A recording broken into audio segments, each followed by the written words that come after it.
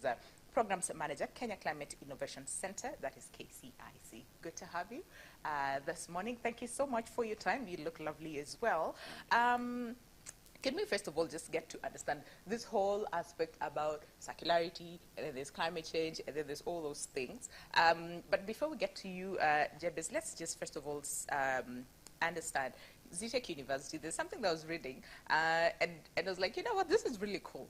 So Zetech University, you see, is a premier university for the education, technology, science, and business programs, and the university has a track record of over 25 years, and this is in nurturing holistic talents and producing market-ready graduates who are equipped with the skills and knowledge necessary to succeed in today's competitive job market. And I just want us to start from there, and then we'll talk about the conference as we continue with the show. How has it been? 25 years and still remain very relevant, but also a name, you know, that people can literally associate with. Thank you, Winnie. The journey to growth is basically what is in our theme for the conference. We say innovate, disrupt, regenerate. Universities can only grow if they link up with the market and with the industry. If you become a silo doing your own things, you don't ever get to know what's happening in the outside world. That's true. So what Zetech has done is to interact with the market, with our students. I believe we are one of the few universities that runs a stakeholders meeting where we call our parents. Just like 2 weeks ago, we had over 3,000 parents coming over to talk to us. Okay. And they tell us anything from where do we want our children to stay, what do we want them to study, where do we want them to work. And we get to discuss, and they give us very good ideas. All right. And that help us to really regenerate and in leaps and bounds. Now with a student population of about 11,000, just because we have worked together with the industry, we believe we are a university built for the community. Our mission is basically to impact society. And how do we do that? By teaching relevant content, by researching and feeding back the research into what we actually teach, by ensuring that our learners have practical skills so that when they hit the job market, they don't need a lot of retraining. And we're looking at the whole person, the affective, the psychomotor, the cognitive, so that the people we are producing are guys you would love to work with. They already know what they want. Yeah. I mean, we were discussing this before we came on air, how a lot of people are saying, you know, some universities nowadays are teaching, and this is mostly from the students, are teaching us more on the theory, and then you get to the job market and you're wondering, okay, sister, what do I do? You know, how do I approach this and all those things? But it's good to see that now, again, Zetech University, for one, is, you know, inculcating all this into one, both some bit of theory, you know, like you said earlier on, and more of practicals, right? And that's really, really good to hear. And Jabez, can we understand innovation? There's a lot of talk about climate change and how now educational institutions are also coming on board to really not just teach, but also be part of the solutions, right? So can we understand how, you know, this is important? Thanks, Winnie. At KCIC, which stands for Kenya Climate Innovation Center, we are an enterprise support organization that supports people that are coming up with innovative solutions to fight climate change. We believe that climate change can be fought at the intersection of innovation and entrepreneurship. And we do that by supporting 5 thematic areas. So we work within the renewable energy and energy efficiency space. We work within waste management, water management, commercial forestry, and agribusiness. Of the 5 sectors that I've mentioned, all of them are contributing towards the green transition. Green transition is the new transition that is moving the economy from being linear to becoming more circular. And this is an effort to fight climate change. And of the 5 sectors, waste management presents the biggest opportunity. It is estimated to be at approximately 52.8 billion US dollars in terms of the opportunity. And so at KCIC, we strongly believe that people that are coming up with solutions that are directly fighting climate change through sustainable waste management can be able to transition Kenya from a linear economy into a circular economy. We run a program called SWIFT, which stands for Sustainable Waste Innovation for a Future in Transition. And we are doing 2 things under that program. So one is supporting entrepreneurs, young people like the ones that Professor Alice is working with, to be able to come and harness their innovations to become sustainable businesses. One, tackling the challenge of waste, but also at the same time creating employment opportunities and an impact to the community around them. Yeah. Two, we're also strengthening policy framework, because what we have realized is that for the waste management sector, it is highly informal and there's lack of policy and regulations. And so we are piloting with 5 counties, and that is Nairobi, Nakuru, Mombasa, Eldoret, and Kisumu. And the reason why we are doing that is because those 5 are the biggest waste polluters. In this room, all of us are producers of waste. Right. And so how can we be able to teach segregation at source? How can we be able to teach people to not waste, people to refuse, people to reuse, to repurpose, to upcycle? And how can technology be integrated into those processes so that then we're ensuring that there is almost zero waste in our processes? Absolutely. And that needs to start from our very own households, like you said, because almost all of us, produce waste.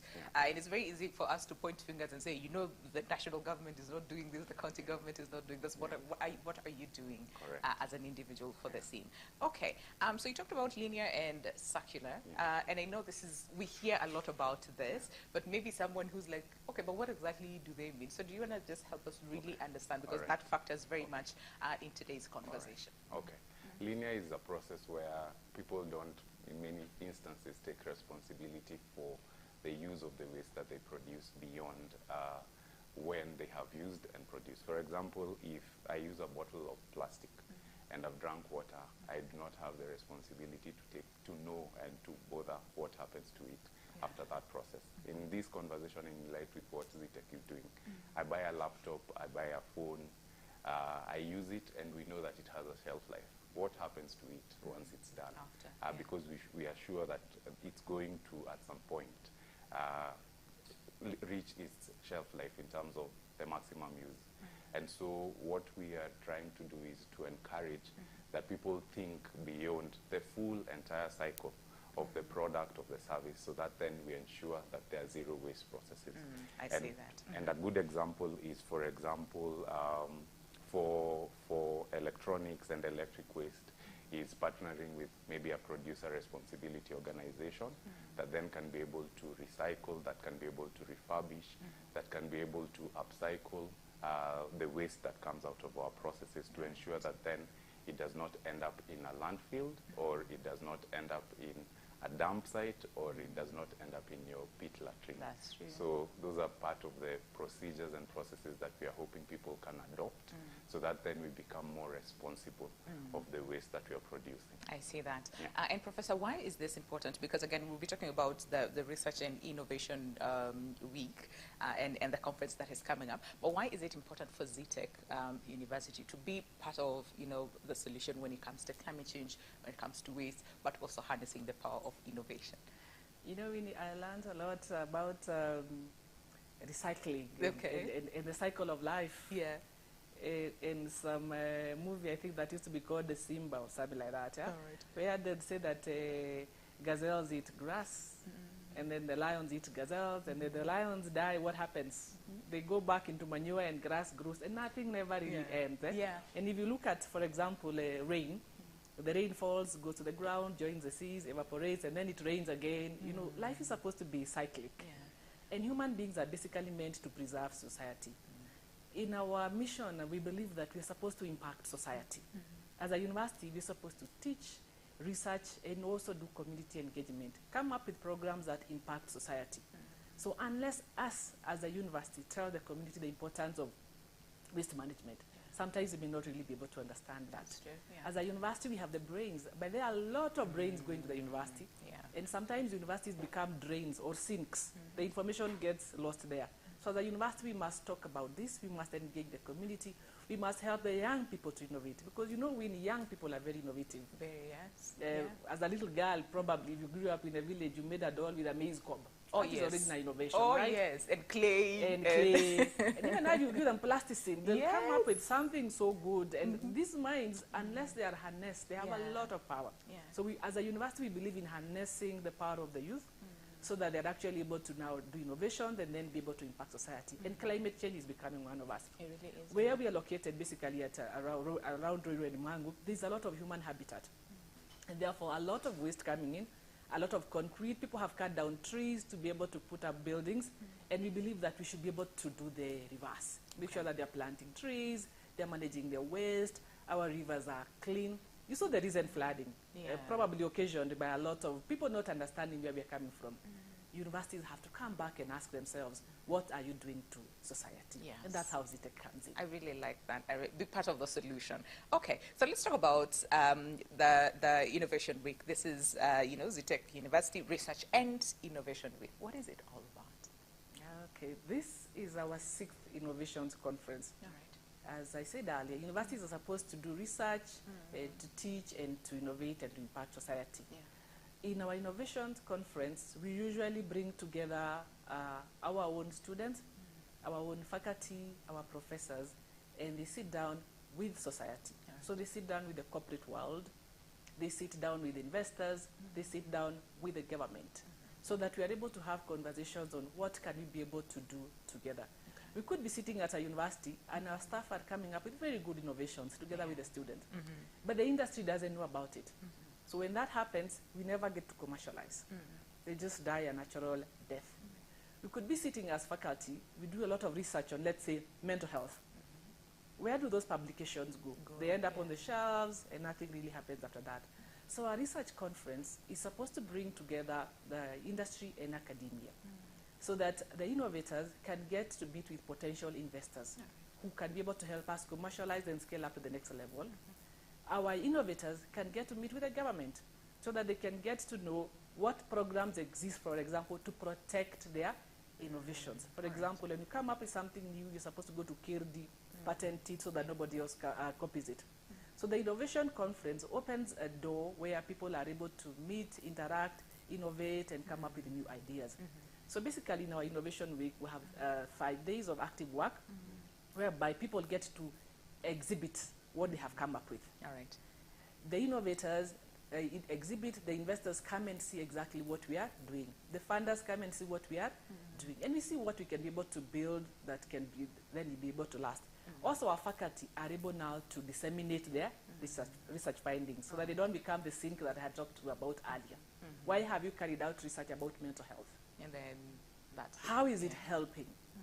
How are you bringing AI into the market? Because also we have to talk about topical issues. Although AI is something that we talk about every day, the conference helps us to demystify some of these things, and then we can have meaningful conversations. And also, the research conference helps to put the university on the world map. That's true. I see that. Yes. I see that. So what are some of these thematic areas that you're looking to discuss all week? We like going current. Okay. So that's why basically we are talking about innovate, disrupt, and regenerate to see how we can unleash the potential of AI into the circular economy. So we are looking at topical areas. What is everybody talking about? Yeah. Educational technologies, for example, is one of the themes. During COVID, we learned a lot that you can actually teach online. But a lot has happened since 2020, Winnie. Now there is ChatGPT and other artificial intelligence applications. Instead of fighting those applications, because they're here to stay, just like the automatic car came and we thought it was a short while and now everybody drives an automatic, artificial intelligence is here to stay. So we're looking at innovations that are about educational technologies. All right. We're looking at innovations around agricultural technologies. Because although we are moving towards industrialization, we are still not yet food sufficient as a country. So we are asking ourselves, how can we use artificial intelligence to be able to grow better food? How can we grow artificial intelligence to be able to do pest control without affecting the economy, without affecting the climate for that matter? For example, in the agricultural sector, we use a lot of pesticides, which we are told that they're not very good for our bodies, not good for the environment.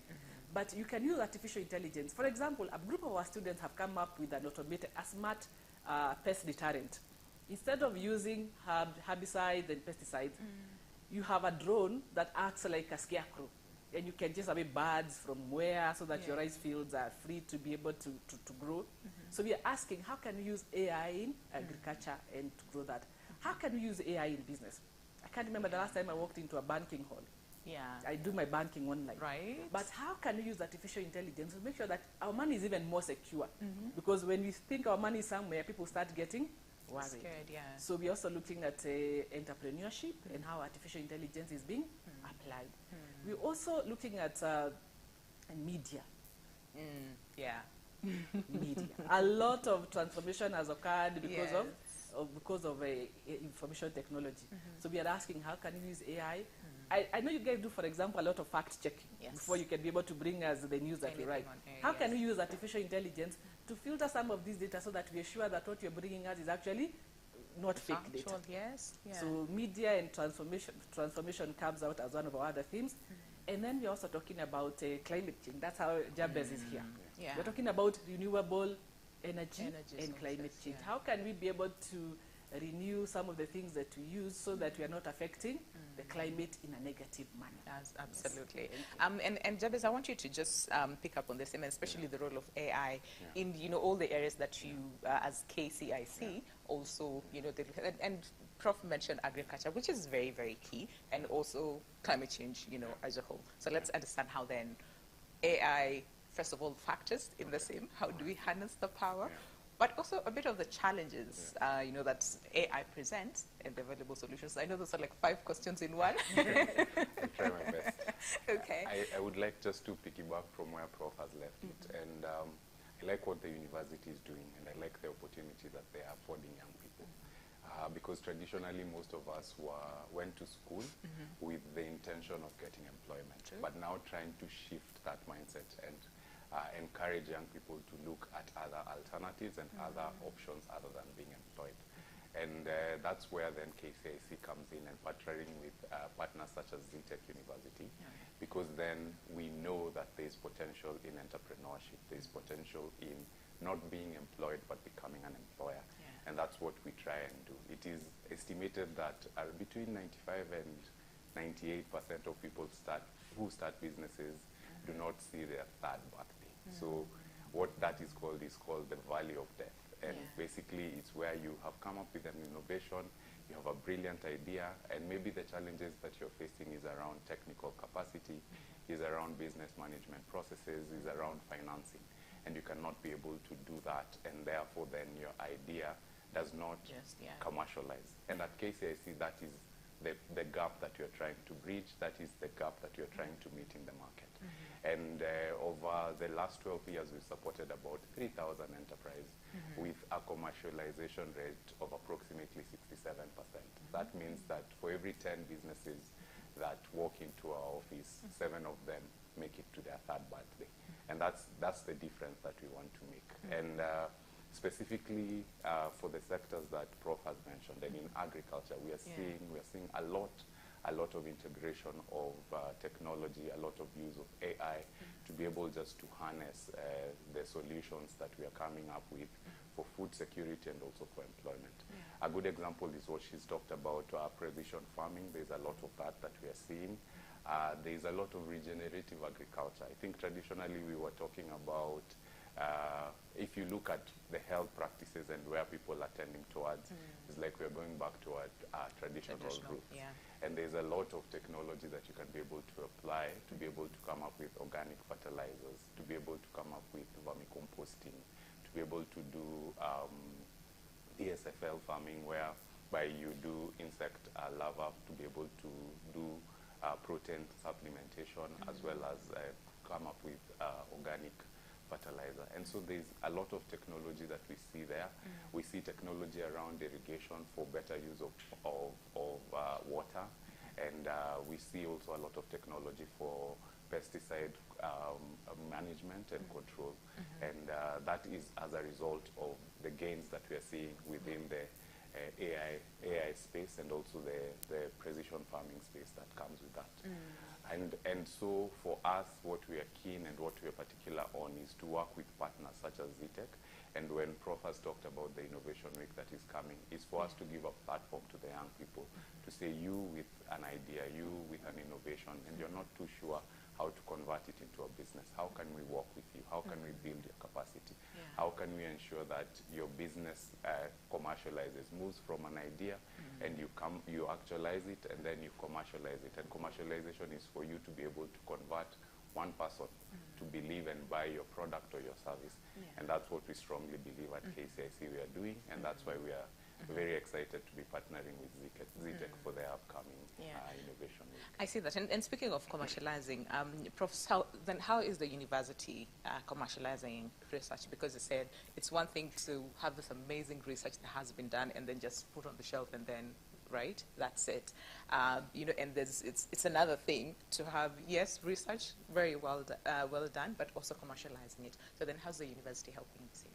Thank you so much, Winnie. At Zetech University, we have a hub that we call the IZ Hub, the Zetech University Innovation Hub, whereby we incubate young businesses. Right. So, for example, you come in with an innovation that you have come up with, like there's a young man who came in with a cane for the blind. It was just a concept. So what we do is that we attach them to mentors who tell them how to move from concept to market. And we tell them about the IP policy, then we link them up with the relevant bodies, and we tell them how to protect themselves to make sure that nobody cannibalizes into their ideas. So at any single time, we'll have about 15 businesses that we're incubating. Sometimes they require funds. If we have the ability to fund them, if it is small scale, we'll fund them. If it requires a little bit more money, we then invite people like Jabez, and they'll come up with their money and help these young people to be able to go to the markets. All right. Then we also teach them business skills, because sometimes innovators get so excited that the first person who comes along with 2 million will take your business. So we teach them how to draw contracts, you know, how to even manage a business, because sometimes they don't have all those skills. And for the Innovation Hub, it's not just for the students at the university. We also invite people from outside the market, even from high school, who will come with ideas that we think are tenable, ideas that can actually be built into the same. And that has worked well for us, because we're seeing a new generation of people now saying, right, I was doing it wrong. And Zetech has really helped me to be able to shape up my business.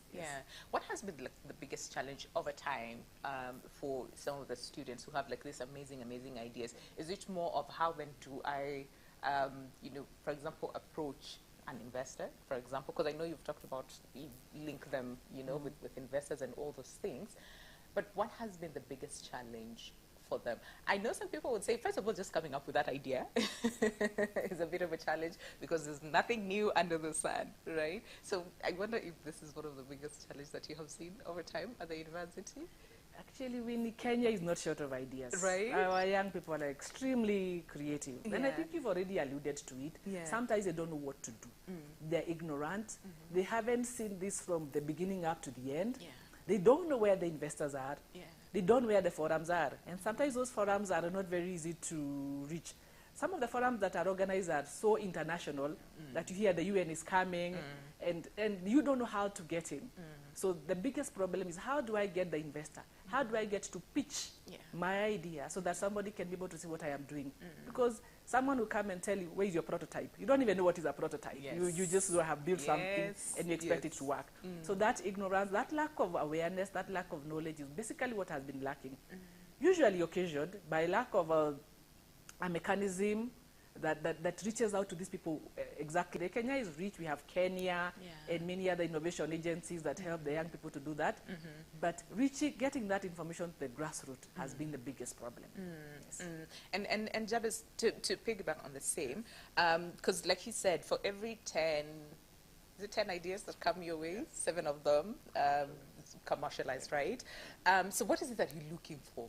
Exactly, because again, like I said, I speak to so many young people. They're very innovative. They have these very great ideas, but then again, they're like, but maybe someone else is actually doing the same. So then, what's the point, right? So what is it that you're looking for that would qualify the 7 and probably disqualify the 3?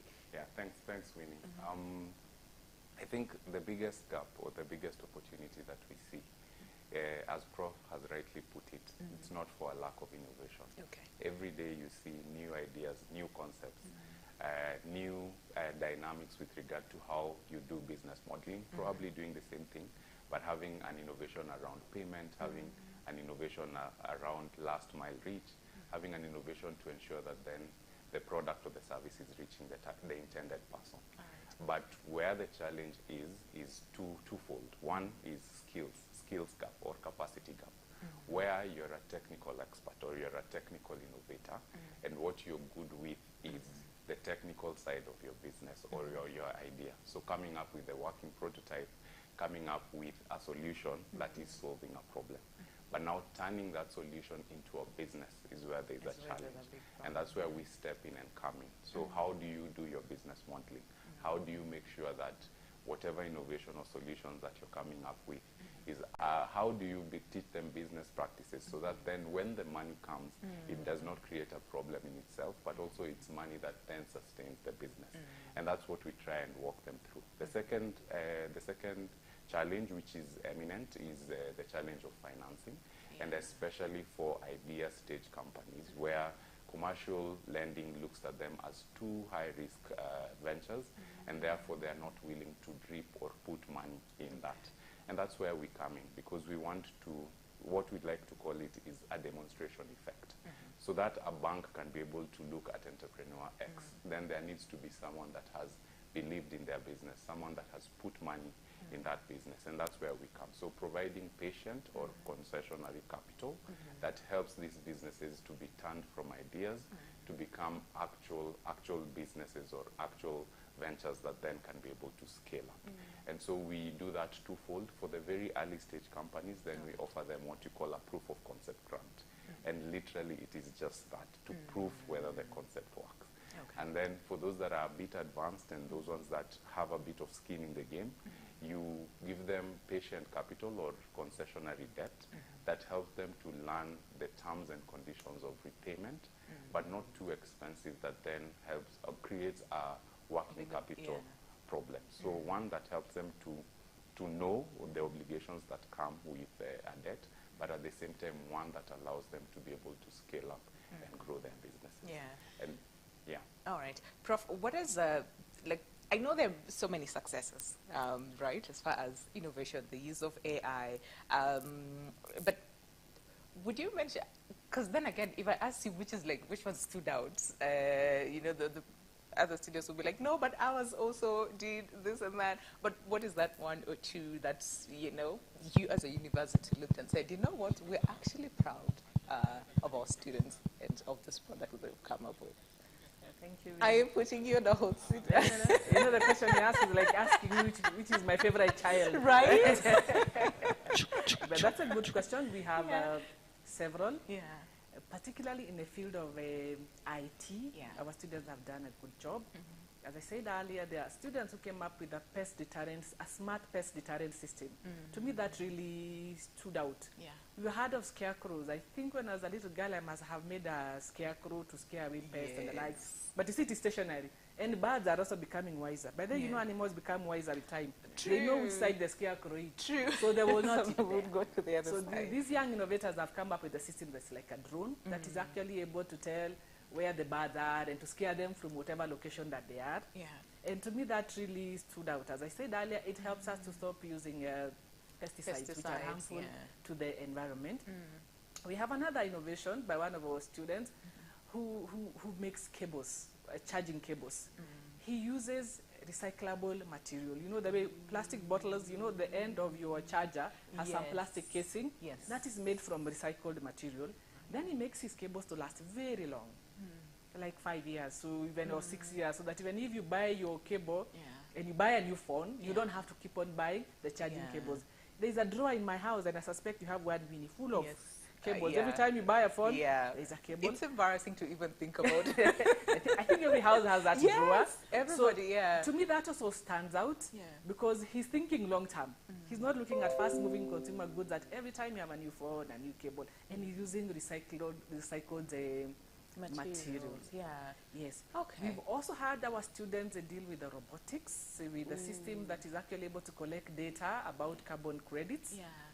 At a very local level, very rudimentary, a system that actually took them to Sweden, and I think they'll be going to Athens later on in the year. Nice. Very creative minds, and they're not just IT students. These are students coming from IT, business, media, and the likes, and they work together, and that has really helped us. That is so good to hear. I mean, I know sitting here today, you're one proud...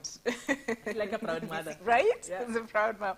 Okay, how about you take a break? When we come back, I would focus more on the upcoming conference, which will be happening from the 11th to 12th of July. But I know there's a pre-conference as well. And Prof also mentioned a few of the thematic areas that they will be focusing on as well. And just in case you're wondering, so is it open to the general public or not? Well, we'll be answering all those questions after the break. Stay with us. The show is Your World.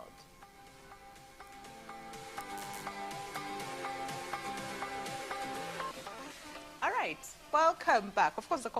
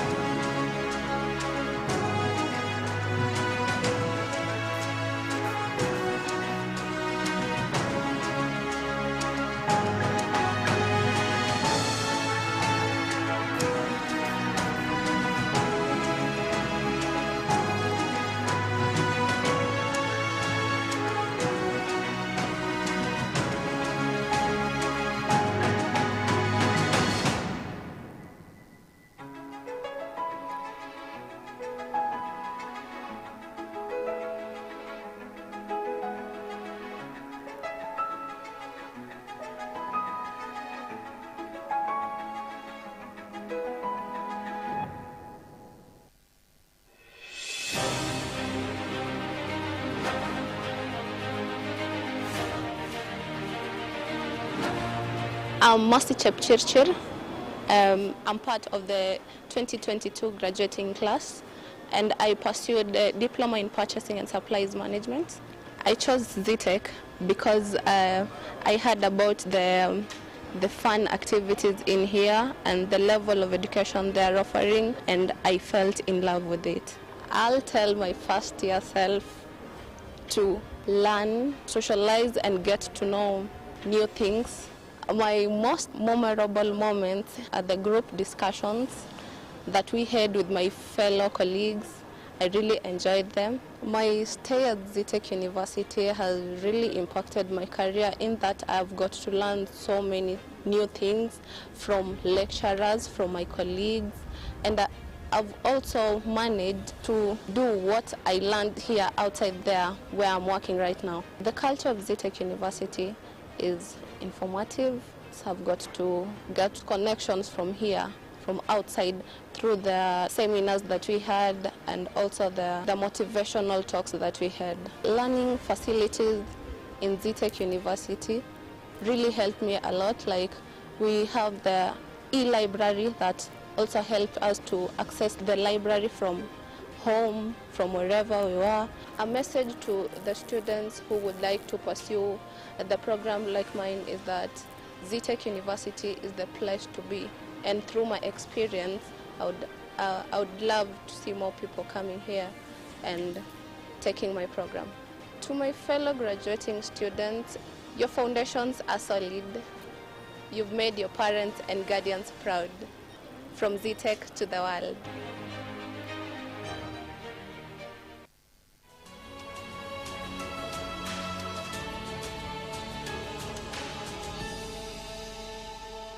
Hi, my name is Timothy Wangwe. I have been doing Bachelor of Science in Information Technology, simply IT.